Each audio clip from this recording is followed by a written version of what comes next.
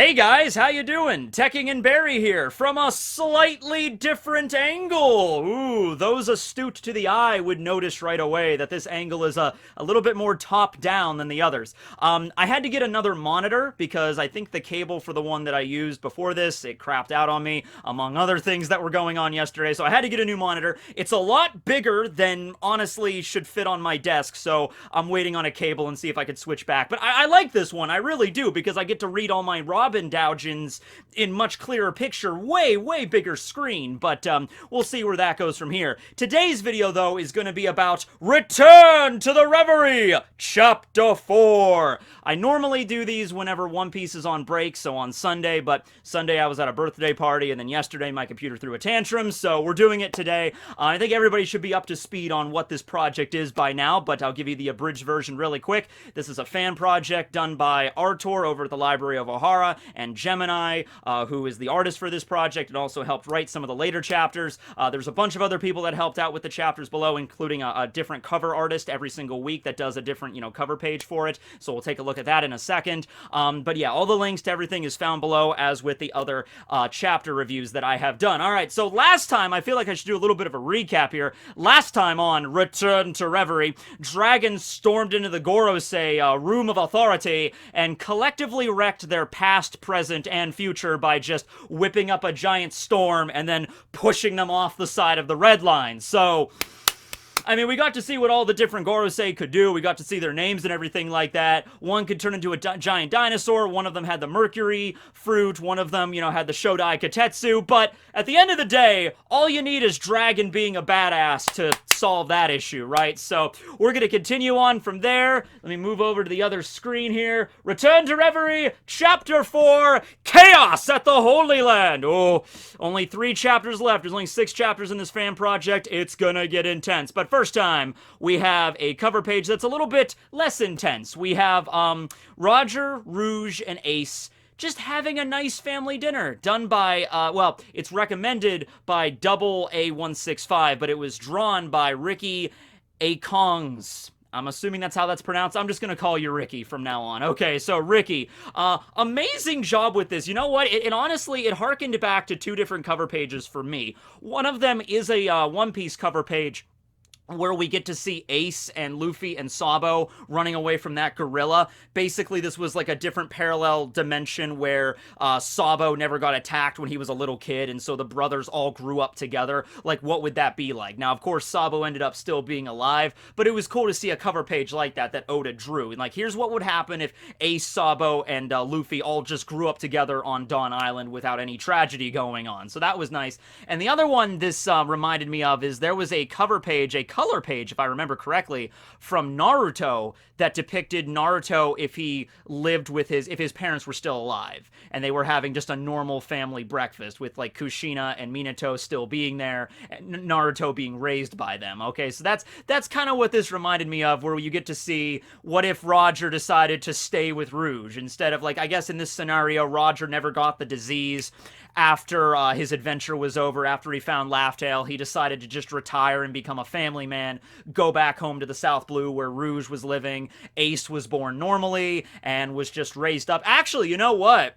I think in this context, wasn't Ace's name originally supposed to be, well, Goldie Ace?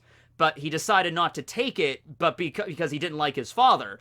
But in this scenario, because it seems like Ace is having a relatively good family life with Roger and Ace present, maybe his name is Goldie Ace in this scenario here. Also, off to the left here, you can see a little baby holding a ball next to the kitty cat. So yeah, I love it. There's some donuts on the table. Rouge is just like, oh, you boys, they got a pet parrot. He's a pirate. You need a pet parrot, right? So great job to Ricky. Love this cover page. All right, so we're just going to move right along here. This is unacceptable. We are supposed to simply sit here and wait. So these are all the kings and the queens and the royalty. They're still sitting around the giant round table here. Dragon came in last chapter and basically told them, hey, listen, I'm not asking any of you guys to fight. I'm not asking any of you guys to take down freaking members of the Gorosei or wage war against the Cypher Pole Zero. All I'm asking you kings and queens to do is to just stay in this room and just bear with me while I kind of deal with the rough parts of all this. The rough parts being whipping up a giant freaking hurricane over Marijwa and then blasting the 5 Elder Stars out of the back window. Let me deal with that kind of messy stuff here, but then afterwards, it's going to be up to you guys to lead this world into a new era. You're going to be the new leaders of the world government properly. I'm just kind of, Dragon's just kind of taking out the trash, so to speak, alright? So it's going to get intense, it's going to get rough. You're going to probably hear a lot of screams, you're probably going to see a lot of blood, but we're going to get through this as quickly as possible. You guys stay in this room, and then afterwards, you can have the government, the world will be a better place. So you have Hamburg here, who is still, like, the chairman of this meeting. It rotates every years, and he's just like, what we think of it is irrelevant. These events cannot be stopped anymore. Like, he's a very rational human being here. He's just, listen, dude, can you not see the giant hurricane outside? Like, this is already happening. Like, what are we gonna do to stop this? It's probably best to just see where the whims of fate lead us at this point. It's kind of out of our hands, and that's actually a little bit of thing you have to bring up. These are, in effect, some of the most powerful people in the entire One Piece world. They're all leaders of their own kingdoms. But here he's saying, like, listen, we can't do anything. We can't do anything about this. Even with all of our power and superiority and, like, our own kingdoms that we have, we're royalty right here, right now. We're just like normal civilians, essentially. We can't do much. So let's just see where the whims of fate lead us. So now we cut over to the Red Port very briefly, where one of the Bondolas is stuck. So the Bondolas are the only way to reach Marijwa from the Red Port, unless you're like Fisher Tiger and a badass and you could just climb the whole damn thing yourself. Or unless you're like Eneru and you come down from on high with, like, I hope Eneru's in this, absolutely. Coming down from on high with a giant arc or something like that, right? Like, that would be cool, honestly, absolutely.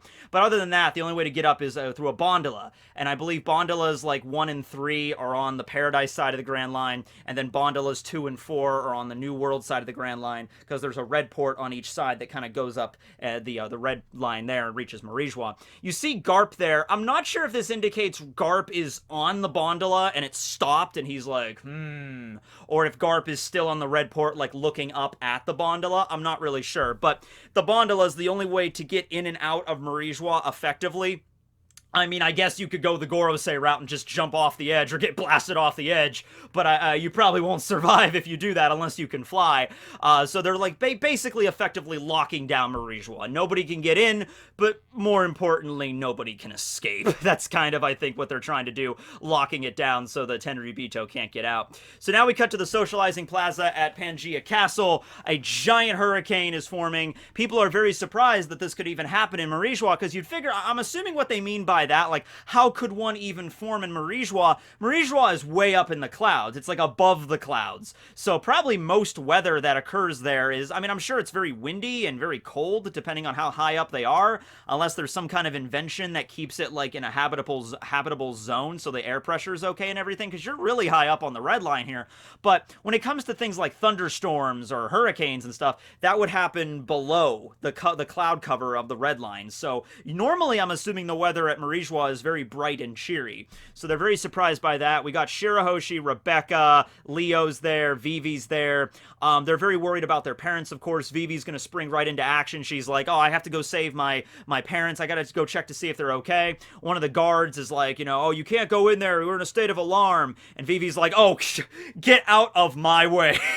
Vivi's a boss. I love it. She's just like, yeah, that's cute. I'm going in to make sure my dad is okay. I'm making sure everyone's all right, considering this massive hurricane's going on. I'm not just gonna hang out in the plaza and just sip tea. Like, that's how Vivi is. Being a pirate and everything for as long as she was. Well, not a very long. Well, no, it kind of was, because she was a member of Baroque Works for quite some time. Not a pirate, more of a bounty hunter there, but still, living that kind of lifestyle, and then traveling with the Straw Hats, participating in Alabasta for as long as she did. Yeah, she's like, yeah, no, I'm gonna do what I want. So the earth then starts trembling beneath them, and Rebecca's like, are you okay, Vivi? And Vivi's like, that voice again. So Vivi, in the context of this fan chapter, can hear the voices of all things, and I am perfectly fine with that.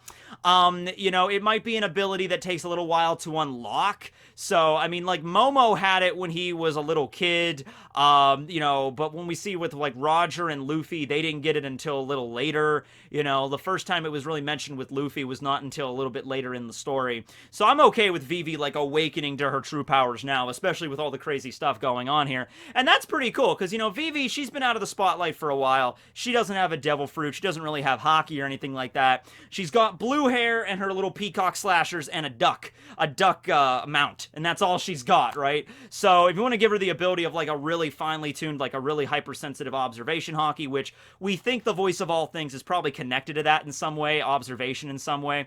If you want to give her that, I'm perfectly fine with that. Also, kind of similar to Queen Otohime had a very specific kind of observation hockey that allowed her to sense, like, the emotions of others. So I'm okay with Vivi getting this kind of power. I think it fits her rather well. Alright, so now we move on to the Revolutionaries, and they are raging. They're going powerful. You got Lindbergh with his jetpack, Sabo's like flame on, he's going crazy, Morley's there, Karasu's there. We can't afford to waste any time, we gotta get to Bonney! So they're rushing towards the location there. They're still in Pangaea Castle, I believe. They're still actually in the building, because last chapter they were fighting against the Gorosei. Dragon showed up, and he's like, sorry, Sabo, we didn't account for this. He's like cracking his knuckles. You guys get away, I'll handle this. So they're still running through the Castle Pangaea corridors when they reach, dun dun dun, the single most terrifying villain in this entire story. I'm of course referring to the Deathbringer, Hattori! The Death Pigeon! Death Pigeon, okay. So, yeah, and Rob Lucci, of course, as well, I guess, you know, it's just a puppet for Hattori, but still. He's a member of Aegis Zero, so obviously he's not gonna let the Revolutionaries do whatever they want, so he's gonna start a fight there. Sabo's like, you guys get going, don't worry, I'll take care of him. So this is harkening back to, I think, Film Gold a little bit here, where Sabo actually clashed with Lucci very briefly. We didn't get to see the full extent of that fight in Film Gold. It was really just like one little scene of like a cameo, really. But yeah, Sabo's like, you guys get going, make sure Bonney's okay. I got this. He like cocks his pipe and like fire comes out. He's like, we're gonna do this. So Lindbergh's like, all right, fine, we don't have time to argue. And they just burst out of the window and then boom. I'm gonna see if I can increase the size of this in a little bit. Oh, I could sort of do it, but it doesn't really work too well. Kind of, not really, but we see the standoff here, and it's looking pretty damn boss. Let's finish this right here. Fine by me. I've been looking forward to putting you down for good. Dun dun dun dun dun. And so I think that's all we get from this chapter of Sabo clashing with Lucci. But the fight is certainly on, and you can even see Sabo created like a ring of fire. You know, he's like, you fell down into a burning ring of fire, Lucci, to make sure he can't get out. Although, I don't know how big the ring of fire is. If it's like a giant, like he just flooded the entire corridor with flame, you know, he might not be able to get out. But if it's just like a single perimeter of fire, I'm sure Lucci, if he wanted to, could probably just go into a freaking leopard and just run right through the flames, you know, maybe singe his hair a little bit. But knowing Sabo, he probably took a lot of precautions here, right? So now we cut over to Bonney just getting the crap beat out of her by Kaku, Stussy, and oh, Jabra's back! Hi, Jabra, how you been, werewolf bro? So he's back, Kaku's back. We already knew Kaku was there, of course. He's in his giraffe form. Stussy's there. Kuma's in the background. I feel bad for Bonney. Bonney always gets beaten down. She got beaten down by Blackbeard and then got captured by Akainu and then got away. Man, poor Bonney, right? But she's like, oh yeah, you know, all these years trying to capture you, and yeah, you're trying to infiltrate us here on home turf. You know, we are the shield of the Celestial Dragons. Aegis just means like it's a term for like a symbol in Greek mythology that like Athena, there's connections to Athena, like a breastplate or a shield or a symbol on a shield. That's what Aegis stands for. So the shield of the Celestial Dragons, that's what that's referring to. Also, it's kind of like a juxtaposition to like sword. It was like the sword of the Marines, the shield of the Celestial Dragons. You see what that is? Okay. We have eyes across everywhere in this city. So Stussy receives a report on the Den Den Mushi, and there's another member of Cypher Pole Zero that's here, and he's like, oh, unspeakable blunder! The castle is under attack! This is a very interesting way of speaking. And this individual right here, this member of the CP0, we've seen this person before in the story. A large individual wearing like the giant flower mask, you know, the flower petals kind of coming off of it. So I wonder who this person is that enunciates everything they say. So I wonder who that's going to turn out to be. But anyway, yeah, the admirals aren't at the castle, so I don't know, the guards can't find them. Alright, so the admirals are missing. They don't really know what Fujitora and what Green Bull are up to at this moment. But at any rate, Bonney is, you know, she's beaten down, she's bleeding, but she's like, you know what? This was all part of the Revolutionaries' plan. I know that they're helping me out here. So, you know, this is actually going to work out because you guys are busy dealing with me when in reality, the Revolutionaries are who you should be worried about all the way at the castle, so you shouldn't be all the way out here in the city. And so, they're like, oh, you were a decoy, huh? Alright, well, we'll just kill you with Shigon, and then we'll move right along to the castle. So Jabra takes out his Shigon, goes to pierce Bonney, and Shigon is one of the more devastating attacks for Jabra because he's got, like, the same thing with Lucci. He's got the claws on his fingers because he's a wolf. With Lucci, he's a leopard, so the claws, and so he's about to pierce Bonney. It looks like right through her head, but all of a sudden, boom! The mighty pitchfork of justice erupts from the ground, and of course, that's Morley's signature weapon, and the Revolutionaries arrive, and he's like, hello, Bonney-chan, how are you doing? Are you okay? Oh, yes, I'm doing fine, Morley. I'm just hanging out here, hanging out with some Cypher Poi Aegis Zero members, just having a nice chat. Okay, well, that's cool. And so now, Bonney gives the chip over to, I think it's Lindbergh. Wait, why did Lindbergh... Okay, wait. So Lindbergh gave the chip originally to Bonney, and I guess Bonney's job was to lure out the Aegis Zero with Kuma present, so then the Revolutionaries could arrive, take the chip, and then put it into Kuma. Alright. And so that's what happens, exactly. Morley and Karasu are kind of like, you know, blocking them so that Aegis Zero can't immediately jump in front of them, and then Lindbergh just jetpacks onto freaking Kuma, injects the freaking chip, and he's like, here we go, meow, and then... Boop, boop, boop, boop, boop, booting up, error 404, file not found, restarting, Kuma online, you know, and so Kuma wakes up and he's like, huh? What's going on here? Oh, hey, Lindbergh, what's going on? Mom, it's you! I missed you! And so, Kuma finally gets his senses back, his personality, his memories, his emotion. Keep in mind, he's still a robot, but it's like One Piece, so you could pretty much store the entirety of a human being's psyche, all their memories, hopes, wants, and desires on a single SD card, it seems. I'm not really sure. This is a 32 gig. I'm not really sure how much space you would really need. But at any rate, Kuma's back to his senses, okay? So, we're kind of in a serious situation here right now, but at any rate, the first question that Bonney wants to ask her son, that's been missing for years, is, why did you let them turn you into this? You know, did you want to be a Terminator? I know that was your favorite movie growing up, son, but seriously, this is going a little bit too far. Kuma responds, you know, one of us had to do this for the sake of our plans to really work. We needed some sort of deep cover sleeper operative to get into Marie-Joie, to get right up close and personal with the Tenryubito. There's no way that they would have let me do this if I wasn't an unthinking robot, because you think that's the only way they would do it, you know?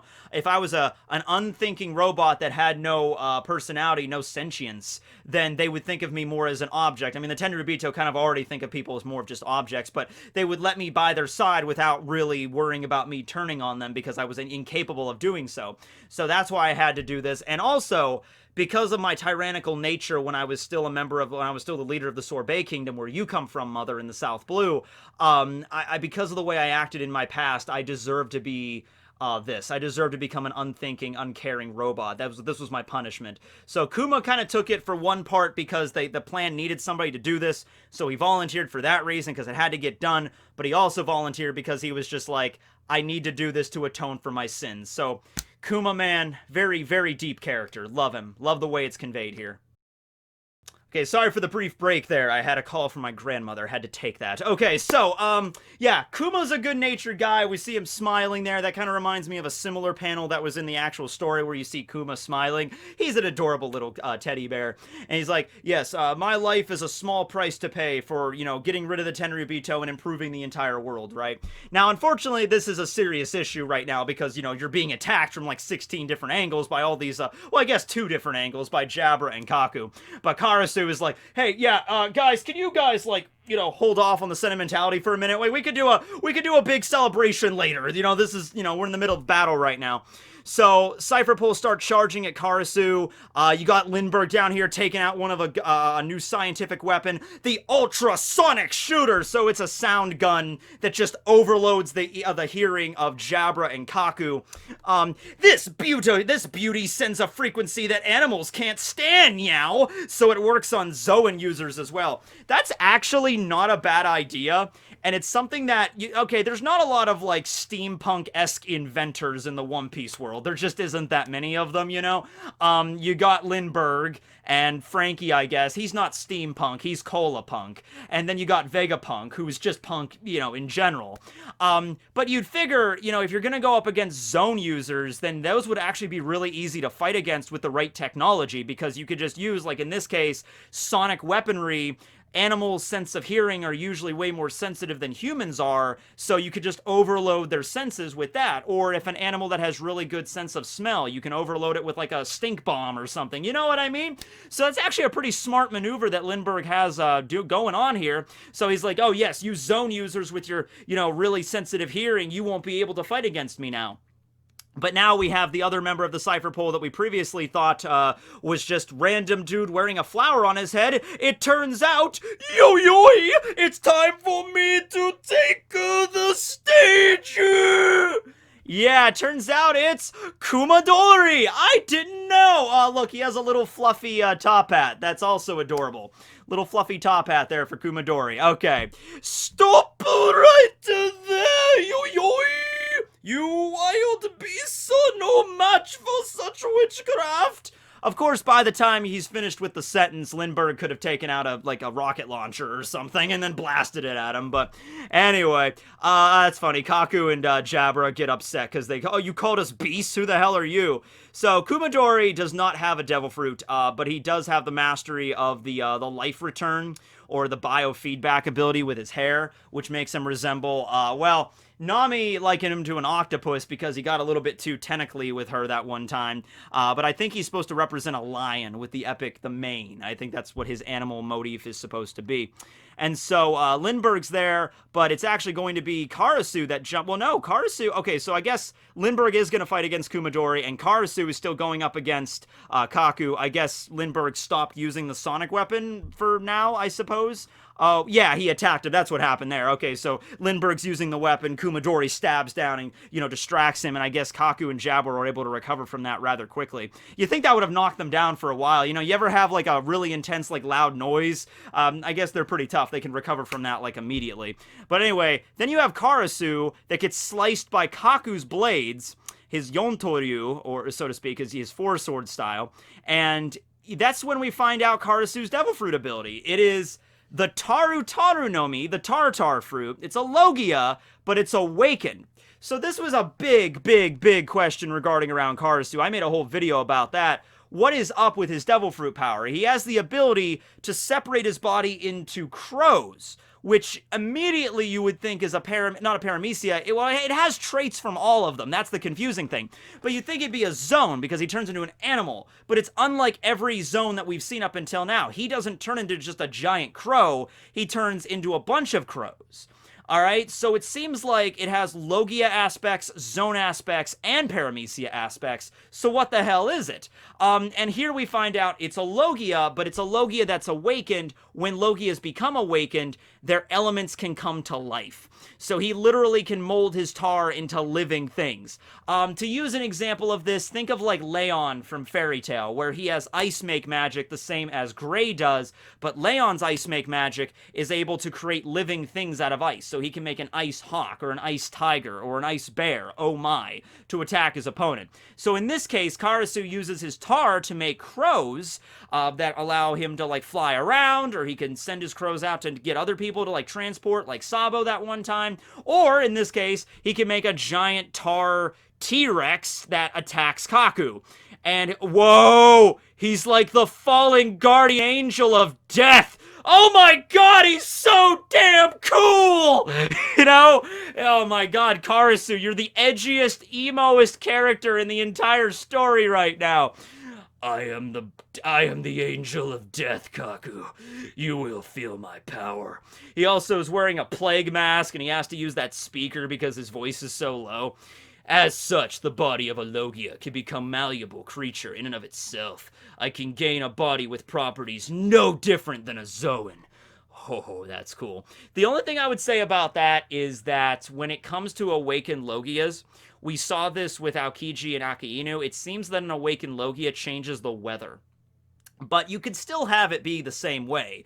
You could still have it be the element comes to life, because keep in mind here, the weather patterns on Punk Hazard that were permanently warped by Akainu and Aokiji's fight, that's not normal weather. That's not like normal, cold weather that just ended the second Aokiji left the island. No, it is permanently like that. So in a sense, you could say the weather on Punk Hazard does have a life in and of itself, where it continues on. Even long after Aokiji and Akainu left the island, it like 2 years or a year later or whatever, and probably for years to come, it'll still be half cold, icy tundra and half volcanic death, like the hellscape, right? So I could get this. And of course, not every Logia, like Aokiji's is magma, the ability to, like, he can literally create, like, volcanoes and shit, and Aokiji's is obviously cold, so he can make, like, an Arctic, but when it comes to Logias like Karasu's here, that allow him to, create tar, it's not really a weather pattern, it's tar, so in that case, it just be able to malleable to the point where he can change it in his own outfit and whenever he wants. He can make giant claws, he can give himself mighty muscles and wings, and a bunch of other stuff, too. He could probably make swords and axes and stuff out of tar, giant tar hammer, I don't know. It's pretty damn powerful. I would imagine it would be kind of like the Mochi Mochi no Mi that Katakuri has, except Katakuri's is a special paramecia, which is what I thought maybe Karasu's might have ended up being, a special paramecia, but no, it's a Logia here. Probably like the Mochi Mochi no Mi, except a lot more devastating, because if you get like gwomped by tar, it's gonna be a lot worse off than Mochi. You can eat your way out of Mochi. You can't eat your way out of tar. Oh man, I remember that one WK UK sketch with the tar toast. I remember that one. He's like, yeah, you were in the hospital. You ate street tar. So yeah, that would be pretty bad if you got gwomped by that. If trained properly, a Logia can mimic anything a Zone can do. So he's basically like, anything you can do, I could do better. And Kaku's like, damn you! And he tries to attack him, but yeah, I don't think, Kaku's using Haki, alright, Kaku's using his big giraffe brain. Alright, so let's see if Haki works. Of course. He used future sight Haki. Try to dodge this then! Shuriken Rangyaku! That is why I've undergone training for my Haki. Those who die young are those who grow arrogant. Dark Claw! Those who die young are those who grow arrogant. Okay, so Kaku is now dead, but he's also arrogant. At the same time! But no, that's pretty cool. I think basically what he's doing here is the same thing that Aokiji did against Whitebeard during Marineford, where Whitebeard took out his Naginata, Murakumogiri, he charged it up with Haki, and then he rammed it right through Aokiji, and you're like, oh no, he got ran through with Haki, does that mean Aokiji's dead? But no, Aokiji just molded his body so there was a hole. So that's basically what, Karasu could do here. So right when the slash is about to hit, he just made like a fake. So you could see that's like a fake mold of Karasu, whereas the real Karasu flew behind him there. And I guess he also has the future sight Haki as well, the same thing that Katakuri did. So, yeah, as long as you can mold your body a certain way, you could pretty much dodge any projectile if you know exactly where it's coming. The same thing Katakuri did, right? And then, boom, Dark Claw. In Japanese, Black, Claw, and Crow are all written similarly. Well, Black is Kuro. Oh, it might be written similar, because, yeah, the kanji for, like, bird and crow are very similar, and I think that it looks very similar to the kanji for black as well. But, yeah, Black is Kuro. Claw, I'm not sure what Claw is. I guess it could just be Kararu.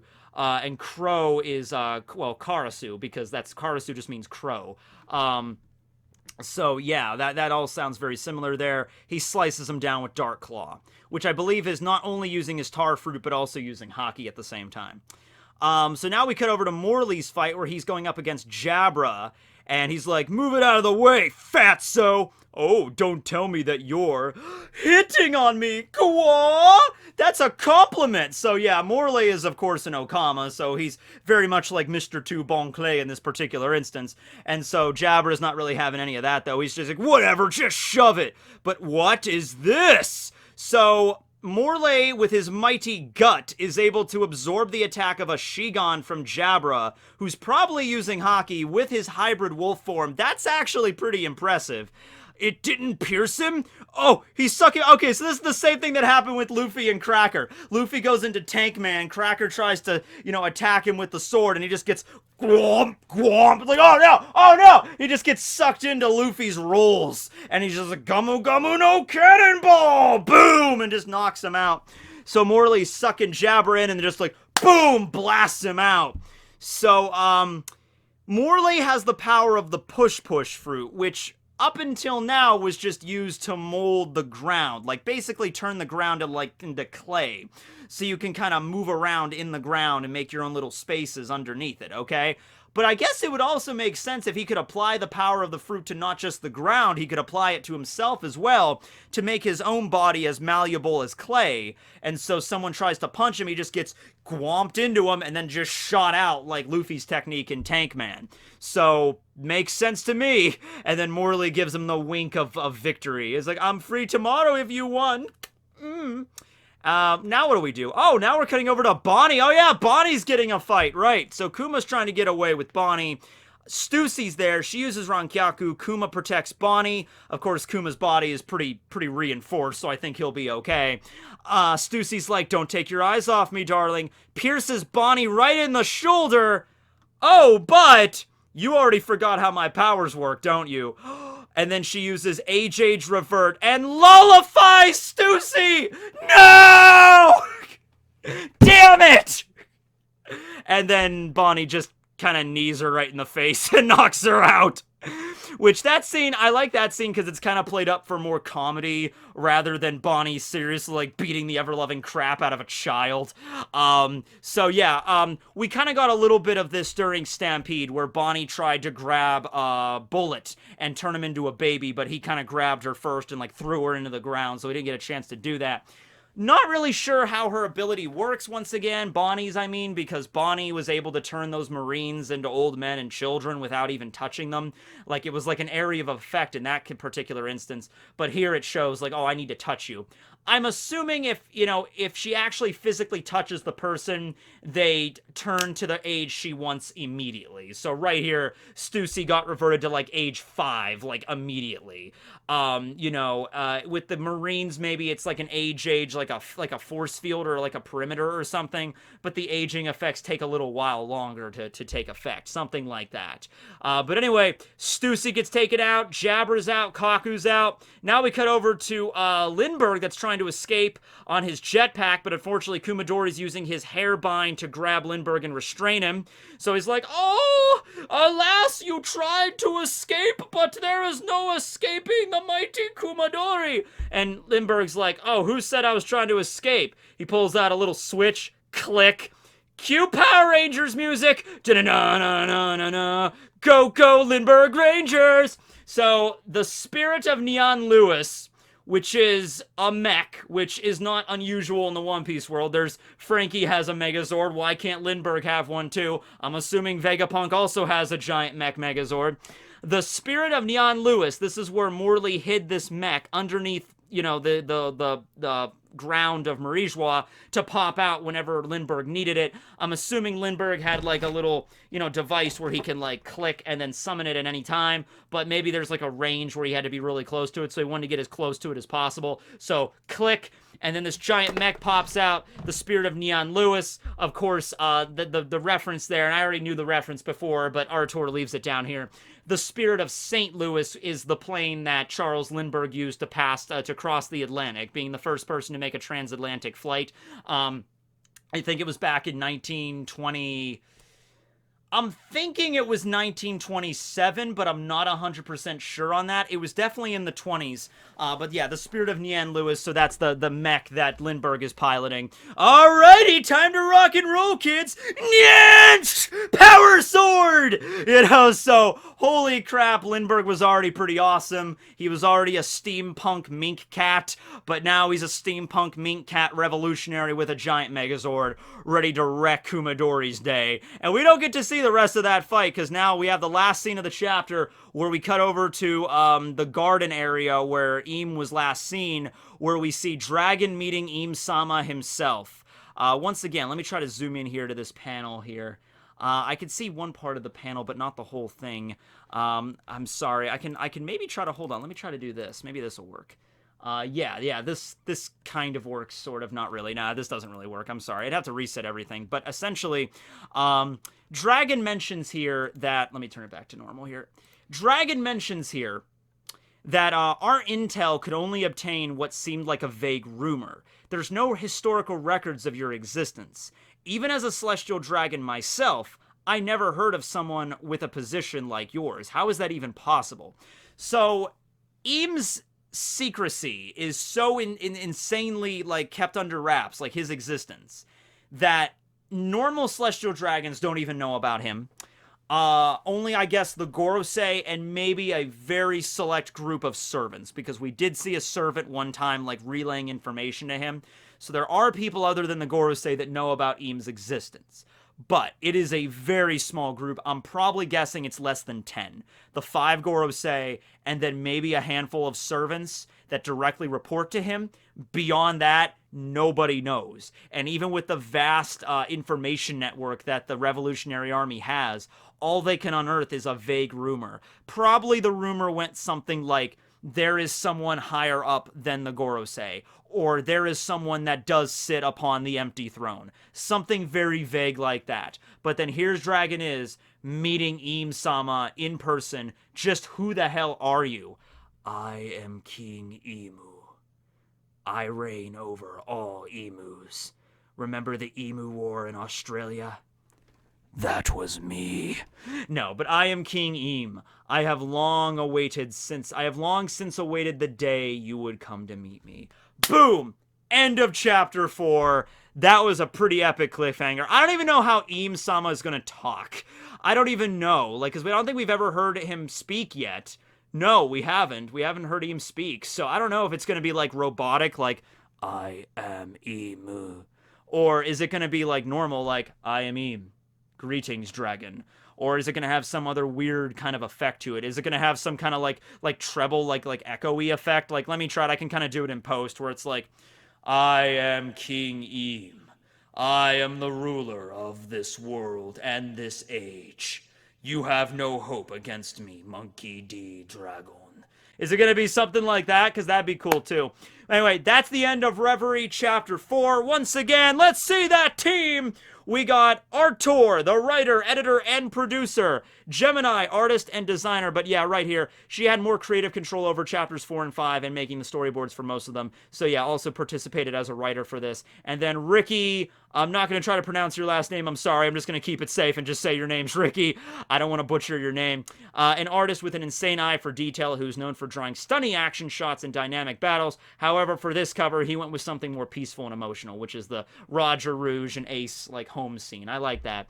And then, of course, we got feedback from Robin, Joy Boy, O'Hara, Mr. Morge, proofreading from Fiso and Lady T, typesetting by Jacques, and then moral support by Ninja Spider and Agent 65. So that's great. And I think we got these last chapter too, and then we got all the patrons that helped out this project in a big way. So yeah, 2 chapters left, and the way that this is going right now, guys, I'll end it out with that really cool cover page. The way that this is going right now, I'm not really sure, but I think this week there's going to be a One Piece chapter, 985 this week.